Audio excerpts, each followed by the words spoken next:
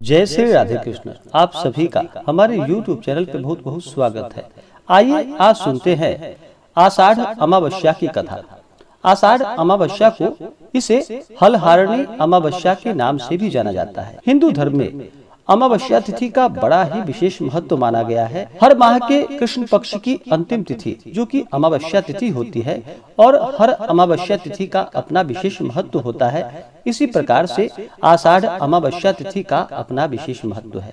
इस दिन इसे हलहारणी अमावस्या कहा जाता है। इस दिन हल का पूजन भी किया जाता है। किसानों के लिए यह बड़ा ही उत्तम दिन माना जाता है। किसान भगवान से प्रार्थना करते हैं कि मेरे खेतों में अन्न की कोई कमी नहीं हो और फिर उसी अन्न से हम सभी प्रकार के अपने जीवन में आने वाली सभी सुविधाओं को प्राप्त कर पाएं और भगवान हमारे सभी इच्छाओं को पूर्ण करे।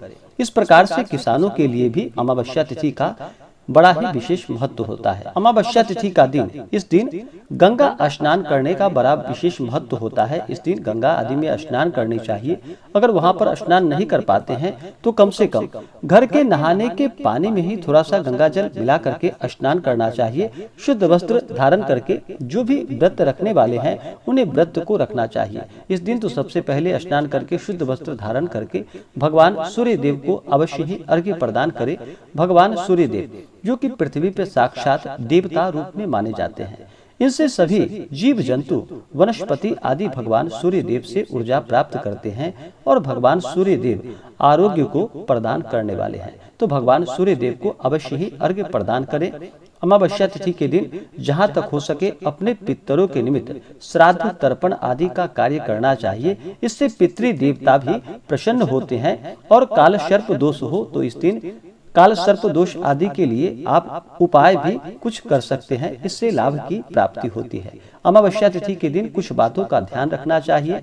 इस दिन तामसिक वस्तुओं का प्रयोग नहीं करना चाहिए। ब्रह्मचर्य का पालन करना चाहिए। किसी के ऊपर क्रोध नहीं करनी चाहिए। अमावस्या तिथि के दिन चंद्रमा दिखाई नहीं पड़ते हैं और चंद्रमा मन के कारक माने जाते हैं। इसलिए मन को इस दिन शांत रखना चाहिए। विशेष प्रकार से आषाढ़ अमावस्या तिथि के बारे में जानकारियां प्राप्ति के लिए उपाय आदि के बारे में जानकारियां प्राप्त करना चाहते हो तो आप वीडियो के आइकन में जा करके जानकारियां प्राप्त कर सकते हैं। तो आइए सुनते हैं आषाढ़ अमावस्या की कथा। अगर आप अमावस्या तिथि के उपलक्ष्य में अमावस्या तिथि के दिन ब्राह्मण दक्षिणा, अन्नदान, वस्त्रदान आदि के लिए देना चाहते हो तो आप अपने श्रद्धा और सामर्थ्य के अनुसार हमें डिस्क्रिप्शन में जाकर के वहां से गूगल पे, फोन पे या अकाउंट नंबर के माध्यम से आप अपने श्रद्धा और सामर्थ्य के अनुसार हमें ब्राह्मण दक्षिणा प्रदान कर सकते हैं। तो आइए सुनते हैं आषाढ़ अमावस्या की कथा। तो बोलिए प्रेम से भगवान भोलेनाथ की जय, सर्व देवी देवता की जय। बहुत समय पहले की बात है कि एक गांव में एक ब्राह्मण और ब्राह्मणी रहते थे। वे दोनों भगवान के परम भक्त थे। घर में सब कुछ था पर उनके यहाँ उनकी कोई संतान न होने के कारण वे अति दुखी रहते थे। एक दिन अपनी स्त्री से वन में तपस्या करने जाने के लिए कहा और भगवान पर भरोसा करके वन में चले गए। जंगल में जाकर तप करने लगे। बहुत वर्ष बीत गए। उसको इस प्रकार से वैराग्य की प्राप्ति हुई कि अब अपना जीवन मैं समाप्त कर लूं। इस प्रकार सोचकर वह पेड़ की डाली पर फांसी का फंदा लगाकर मरने को तैयार हो गया। तब सुख अमावस्या प्रकट होकर बोले कि देख ब्राह्मण, तुम्हारे 7 जन्म तो कोई संतान नहीं लिखी है, किंतु मैं तुम्हें 2 कन्या का वरदान देती हूँ। एक का नाम अमावस्या और दूसरी का नाम पूनम रख देना। तेरी स्त्री को कहना कि सुख अमावस्या का व्रत या उपवास करे। अमावस्या तिथि के दिन 1 कटोरी चावल भरकर उस पर दक्षिणा रखकर किसी मंदिर में रखना। ऐसा 1 साल तक करना। 1 कटोरी चावल सहित दान करते रहना। ब्राह्मण घर आया और अपनी पत्नी को बतलाया और अमावस्या के दिन ब्राह्मणी ने फिर व्रत रखा। कुछ दिन पश्चात उसके यहाँ 2 कन्याएं हुई।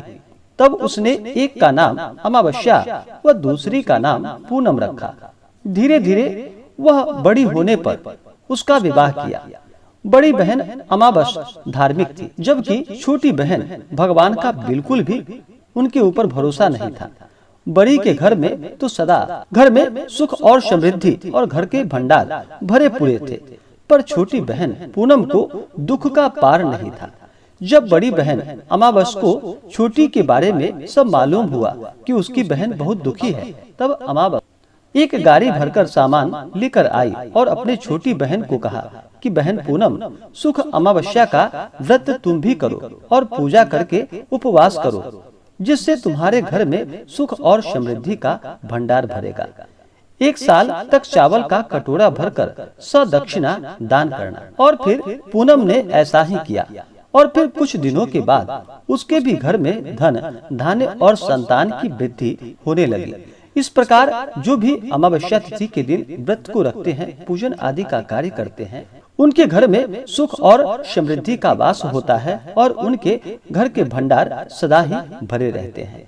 तो बोलिए प्रेम से भगवान भोलेनाथ की जय, माता पार्वती की जय।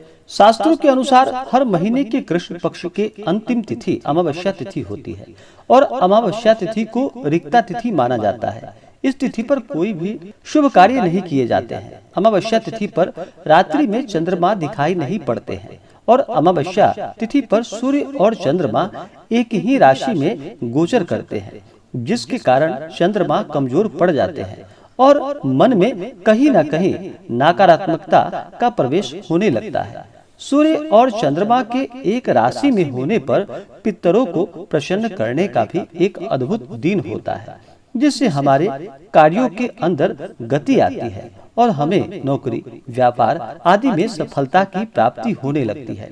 इसी कारण से अमावस्या तिथि के दिन जन्म लेने वाले लोगों के हर कार्यों में दिक्कत व परेशानी भी आ जाती है और कोई भी कार्य आसानी से नहीं हो पाते हैं। चंद्रमा कमजोर होने के कारण ऐसे लोग बहुत जल्दी नकारात्मकताएं से घिर जाते हैं। इसका अपने माता पिता से संबंध भी खराब हो जाता है।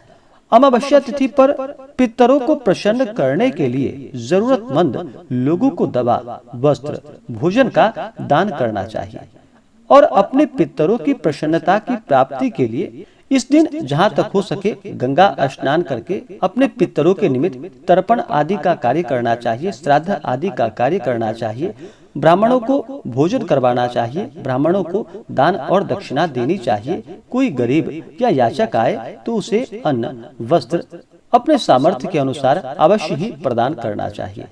अमावस्या तिथि के दिन इस दिन विशेषकर तो इन बातों का ध्यान रखना चाहिए कि चंद्रमा मन के कारक माने जाते हैं और मन बिल्कुल ही पवित्र होना चाहिए इस दिन। इसलिए तामसिक वस्तुओं का बिल्कुल भी प्रयोग नहीं करना चाहिए, जैसे कि मांस, मदिरा, लहसुन, प्याज आदि का प्रयोग बिल्कुल नहीं करना चाहिए। शुद्ध और सात्विकता का पालन करना चाहिए। इस दिन खीर बना करके खीर का भोग माता लक्ष्मी को अवश्य ही लगाना चाहिए। अमावस्या तिथि के दिन इस दिन पीपल वृक्ष में जल डालनी चाहिए और संध्या के समय में वहाँ पे एक दीपक जलाना चाहिए। इससे पुण्य फलों की प्राप्ति होती है। व्यक्ति को सदा ही धर्म कर्म का कार्य करना चाहिए, जहाँ तक हो सके पूजन, पाठ, जप, तप आदि का कार्य करना चाहिए। इससे व्यक्ति के पुण्य जागृत होते हैं। जब व्यक्ति के पुण्य उदय होते हैं तभी जाकर के उनके सभी प्रकार के पाप और ताप नष्ट होते हैं। जब व्यक्ति के पाप ताप नष्ट होते हैं, उनके पुण्यों का उदय हो पाता है, उसके बाद ही सभी प्रकार के सांसारिक सुखों की प्राप्ति हो पाती है। इसलिए अमावस्या तिथि पर भगवान शिव का पूजन करना चाहिए। इस दिन भगवान शिव के मंदिर में जाकर के उनका जल से अभिषेक करें और भगवान शिव के ऊपर 3 पत्ते वाला बिलपत्र, उस पे राम का नाम लिख करके या नमः शिवाय लिख करके भगवान शिव को बिलपत्र अर्पित करने चाहिए। इससे भगवान देवादिदेव महादेव अति प्रसन्न होते हैं और अपना कृपा प्रदान करते हैं। विशेष प्रकार से आप अमावस्या तिथि पर कुछ उपाय को करना चाहते हो तो आप वीडियो के आइकन में जाकर के जानकारियां प्राप्त कर सकते हैं। तो आशा करता हूं कि यह जानकारी आपको अच्छा लगा हो।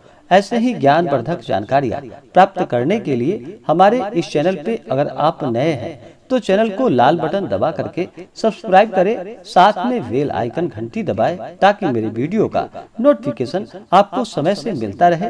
वीडियो को लाइक करें, शेयर करें। सुखी रहें और स्वस्थ रहें। जय श्री राधे कृष्ण। धन्यवाद।